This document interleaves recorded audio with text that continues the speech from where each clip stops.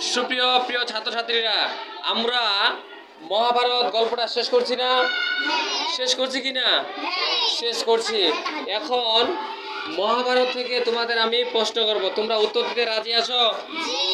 পারবা উত্তর দিতে? আচ্ছা, সবাই একসাথে উত্তর দিবা, ঠিক আছে? হ্যাঁ, বলো তো, বিচিত্র বীর্য কোথাকার রাজা ছিলেন? কোথাকার রাজা ছিলেন? ধন্যবাদ সবাইকে। আচ্ছা, দ্বিতীয়ত প্রশ্ন করতেছি, তার কয় পুত্র ছিল? আচ্ছা, নামগুলো বলতে পারবা? ধৃতরাষ্ট্র, বাহ, তোমরা তো সেই রে। এবার 3 নম্বর প্রশ্ন, ধৃতরাষ্ট্রের পুত্রদের সংখ্যা কত ছিল? না, ধৃতরাষ্ট্রের পুত্র ছিল কয়জন? 100। কন্যা ছিল কয়জন? একজন। ধন্যবাদ। 4 নম্বর প্রশ্ন, পাণ্ডুর কয় পুত্র ছিল? পাণ্ডুর কয় পুত্র ছিল?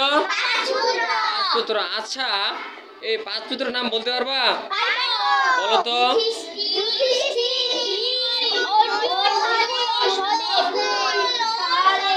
বাহ, ধন্যবাদ, অসংখ্য ধন্যবাদ। এবার 5 নাম্বার বলছি। হ্যাঁ, শুনো সবাই। 5 নাম্বার হচ্ছে, ধৃতরাষ্ট্র পাণ্ডুর পুত্রদের অস্ত্রগুরুর নাম কি ছিল? দ্রোণাচার্য। কি ছিল নাম? দ্রোণাচার্য। আচ্ছা, ধন্যবাদ। এবার দুর্যোধনের মামার নাম কি বলতো? কি নাম? শকুনি। আচ্ছা, এবার 7 নম্বর প্রশ্ন, কৌরবদের কত সৈন্য দিয়েছিলেন শ্রীকৃষ্ণ? 1,00,000 নারায়ণী সৈন্য দিয়েছিলেন যুদ্ধ করার জন্য। কয় লক্ষ? 1,00,000।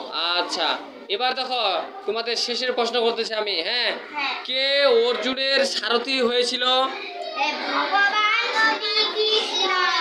ভগবান শ্রীকৃষ্ণ। তোমাদের অসংখ্য ধন্যবাদ, সবাই পড়া করে আসছো।